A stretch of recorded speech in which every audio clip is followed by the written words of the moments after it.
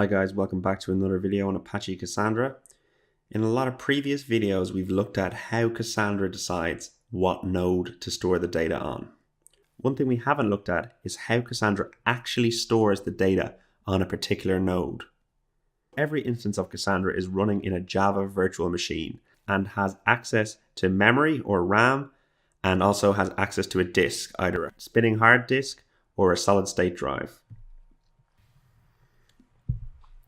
So these two rectangles here of memory and disk indicate the two places that Cassandra can store data. So what happens when we write a record to Cassandra? First off, it is written to something called a commit log. And this is a commit log that is stored on disk. And the commit log is an append-only log. This makes the write durable and quick, as we're not concerned with the ordering. We just simply write them as they come in. In memory, the record will be also written to something called a mem table. And a mem table, unlike the commit log, is non-durable, but it also is quicker, and this allows the mem table to be sorted in line with our data model. So all the clustering columns we've specified will be sorted in the mem table, but they won't be in the commit log. Let's take an example of some data we want to write into Cassandra on this node. So the schema is that the country we're writing data to is the partition key. So in here we have USA is the partition key, because any record that has a country of USA is going to be written to this node. Other nodes might handle different countries, but this node is responsible for handling USA. And we also have an ID, which is a numeric value, and this is used as a clustering column. So we might have, say, an ID of 3 or another numeric value. So that's the ID, and this is the country. So what happens when we write our first value? So we might write our first value of USA, and the ID is 3, as is seen here. So what will happen is we'll automatically come into and be written to the commit log durably. And then at the same time, this will be written to the mem table. We'll have USA 3. And when a record is written to both the mem table and the commit log, then it can be returned to the client as successful. The write is considered successful as it is in the mem table and the commit log, which is durable.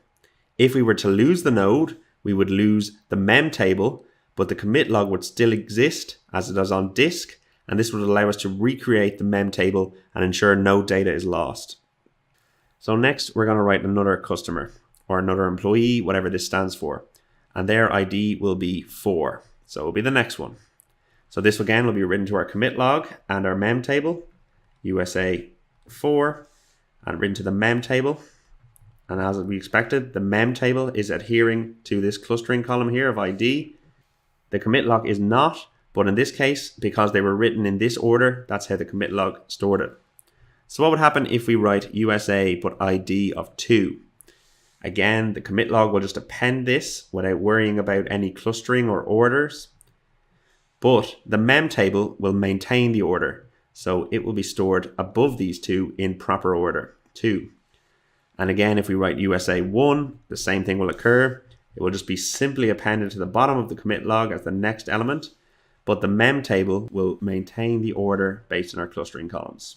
So as our mem table and commit log continue to grow, eventually the entire mem table will be stored on disk. And when it happens, it's called flushing the mem table or performing a flush on the mem table. And this will create on disk something called an SS table. And an SS table is simply the mem table, but in a durable, immutable form. So it's an ordered collection of rows that adhere to our data model. So an SS table is immutable, which means that we will never write to it again. So once we successfully flush our mem table, the SS table representation of the mem table is created on disk, and we can now clear everything out of our mem table, and we can delete the commit log because we no longer need a durable store, as the SS table is a durable store. And a new commit log and new mem table are created, which means we can continue to process records until another flush is performed, creating another new SS table.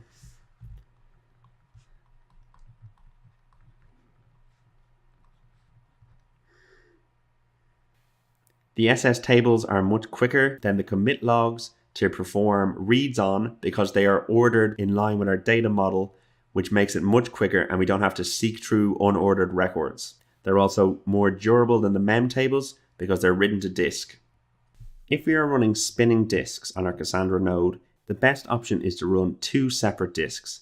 The first disk stores the commit log, and the second disk stores our SS tables, of which we might have multiple.